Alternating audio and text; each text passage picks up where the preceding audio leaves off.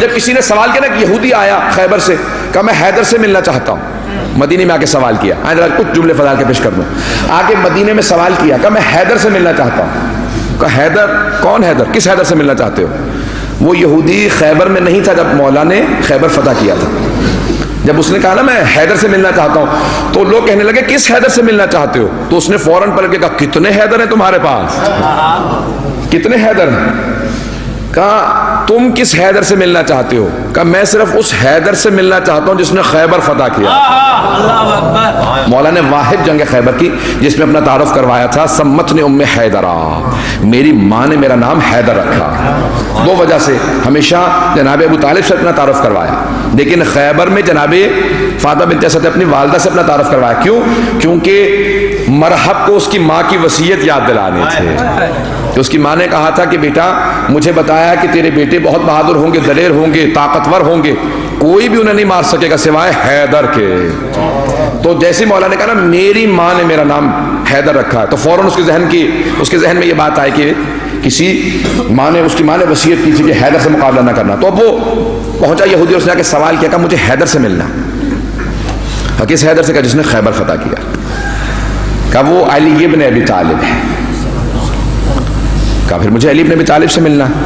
اب وہ امیر المومنین کی بارگاہ میں پہنچا، دیکھا کہ ایک آدمی اپنے گھٹنے پہ مار کے ایک خشک روٹی کو توڑ رہا ہے۔ جیسے اس نے دیکھا نا کہ خشک روٹی اپنے گھٹنے پہ مار کے توڑ رہا، تو اس نے فوراً ذہن میں یہ سوچا کہ نہیں یہ وہ حیدر نہیں ہو سکتے۔ فوراً کہا کہ بھئی آپ مجھے حیدر کا پتہ بتا دیں۔ امام نے کہا خیبر کا فاتح ذاک انا، وہ میں ہوں۔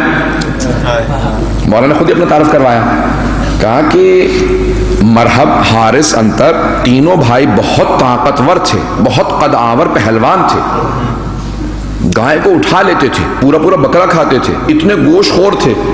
مجھے سب نے بتایا کہ ایک ایک وار میں پچھاڑ دیا ان سب کو، لیکن آپ کو جب دیکھتا ہوں تو آپ کا جسم کوئی بہت بڑا نہیں ہے۔ مولا بہت پتلے دبلے تھے۔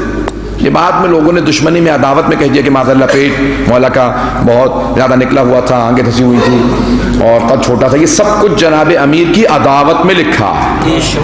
ذرا ایک مرتبہ جملے کو سن لیجئے گا، یہ کہتے ہیں کہ یہ سب کچھ جناب امیر علیہ السلام کی آنکھیں دھسی ہوئی تھی۔ جناب ختمی مرتبت نے مولا کے چہرے کو دیکھ کے کہا یا علی انت کا بدر الدجا، یا علی آپ کا چہرہ 14ویں کے چاند جیسا۔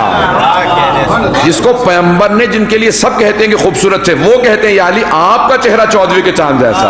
اب سوچیں مولا کتنے خوبصورت ہوں گے، لیکن اب یہ عداوت علی بن ابی طالب میں لوگوں نے کیا کچھ نہیں بنایا کہ جناب امیر علیہ السلام سے متعلق کہ معاذ اللہ پیٹ نکلا ہوا تھا، قد چھوٹا تھا، اور یہ کیمرہ لے کے وہیں کھڑا تھا۔ اس عورتوں کو فرصت تو تھی نہیں لکھنے والے کو، تو اب یہ سارا کچھ انہوں نے لکھا۔ اب عزیزان گرامی توجہ ہے مجھے کہ میرے ساتھ؟ تو اس نے کہا کہ مجھے تعجب ہے کہ آپ قد بہت لمبا نہیں ہے، آپ کا جسم بہت موٹا نہیں ہے۔ وہ بہت موٹے قداور تھے، تینوں پہلوان بہت موٹے تھے، لیکن آپ بہت پتلے دبلے ہیں، تو یہ آپ میں کس طرح سے؟ مولانا نے کہا جب میرا ہاتھ چلتا ہے تو قدرت الہ میرے ہاتھ سے بولتی ہے۔ کہا یہ کیسے اللہ نے آپ کو اتنی قدرت عطا کی ہے؟ کہا یہ ولایت ہے جو اس نے مجھے عطا کی، یہ ولایت ہے جو پروردگار نے مجھے عطا کی۔ عزیزان گرامی یہ ولایت ہے امیر المؤمنین، یہ وہ ولایت ہے جس کو میں پیش کر رہا ہوں۔ اس کے وارث کا نام حسین ابن علی۔